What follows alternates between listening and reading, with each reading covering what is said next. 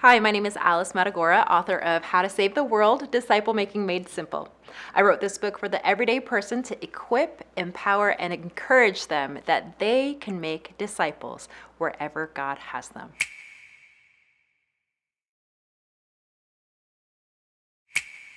Well, thank you, Alice, for joining me today. I'm so excited. We're going to be talking about your book, How to Save the World, at Disciplemaking Made Simple.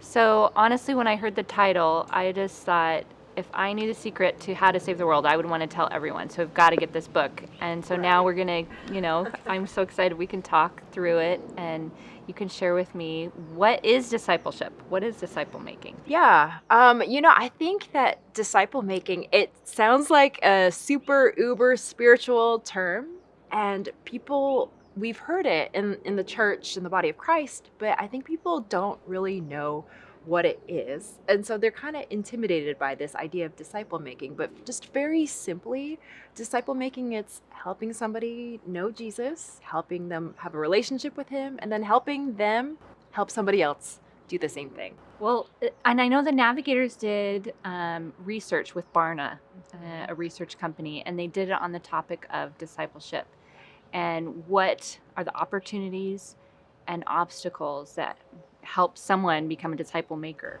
What was your biggest takeaway from that? Because some of the research you put in your book. Yeah. So is there anything that stood out to you where like, wow, okay, I've got to share this? So the thing that really stood out to me from the research is that it's not that people don't want to make disciples. It's that we get in our own way of making disciples. Really, the thing that gets people kind of stuck in disciple making and keeps them from actually making disciples is they feel not confident. They don't know if they have the resources. They wouldn't know what to do. And so that's actually mostly what's holding people back in this area of disciple making, which is very encouraging because all of those barriers and challenges, they're very conquerable. Mm-hmm. Well, what your very first chapter is how you were the not so great disciple maker. Yeah. Share with me some of those challenges that help, you share with the reader, just so I think you debunk the myth that we have to have it all together. Yeah, well, when I first started disciple making, I had just come out of a season of depression and anxiety and my eating disorders. And, I was around the Navigators. I learned a lot about walking with Jesus just by being around people. But what really accelerated my growth with Jesus was being discipled. Like my spiritual growth was exponential, and I experienced so much healing and freedom in these areas of that had kept me stuck. And so that just captured my heart for disciple making. Like, do you know that you can have a real relationship with Jesus? Do you know that Jesus, he can literally change your life? I had experienced it. But the crazier thing is that my discipler, she pitched this vision to me that like that girl who is fresh out of her anxieties and depressions and eating disorders, she could go and make disciples too. It's like she didn't need theological training. She didn't need to have grown up in the church. I didn't grow up as a Christian. I didn't come from a Christian family. And so like you didn't need all of these qualifications. You just simply needed to pass on what you knew about having a relationship with Jesus to somebody else. That's it. And that somebody, they don't, they can just be a couple steps behind you in your walk with Jesus, but that's all disciple making was. And so that really captured my heart for disciple making. So then I went into disciple making ministry, and I parroted, I'd heard so many times in my training, you can always disciple one person. And then I left full-time ministry to go into the workforce, and I did not make disciples when I was there.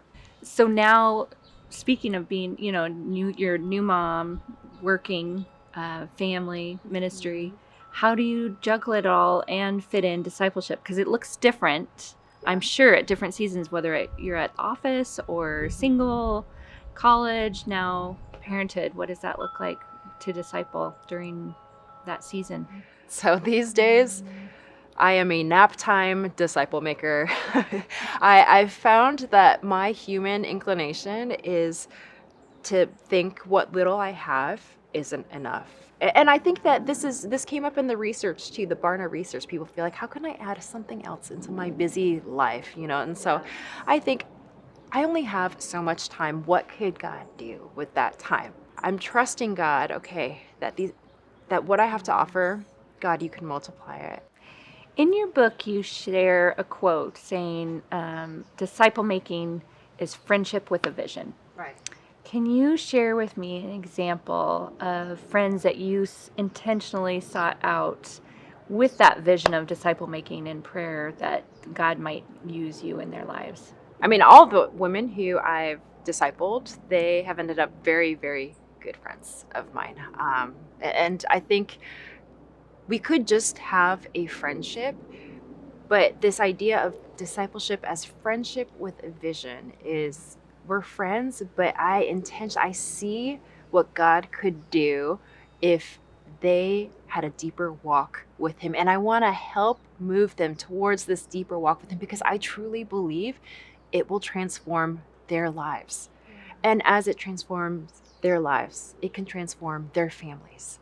And then as it transforms their families, it can transform their communities. I just think the impact is endless, which is why friendship, it's beautiful. We want to have friendships, but friendship with a vision for what God could do in their lives and through their lives as they start walking with him faithfully, it's endless. That's why I think discipleship, it's friendship with a vision. It has to be friendship, not a project, but it has to have vision too. Why should people get your book and read it? How to Save the World, Disciple Making Made Simple. Well, they should read it because all followers of Jesus are called to make disciples. And it's easier than we think it is. It really is easier than we think it is. And so this book breaks down very simply how to start making disciples wherever you are in your journey of faith. So some people might ask, why is it so important to make disciples? And here's the reality. Making disciples, it is a calling for every person who says that they are a follower of Jesus.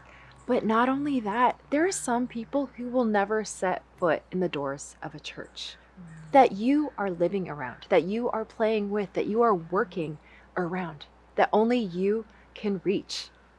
God can use you in those spaces in a way that big church might never be able to reach. And that can only happen if we are faithful to God's calling to make disciples wherever we are. What I want people to take away from reading this book is that no matter where they are in their walk with Jesus, they can start making disciples right now, wherever they are living, playing, and working. Thank you, Alice. Thank you so much for having me. It's been so good to be together.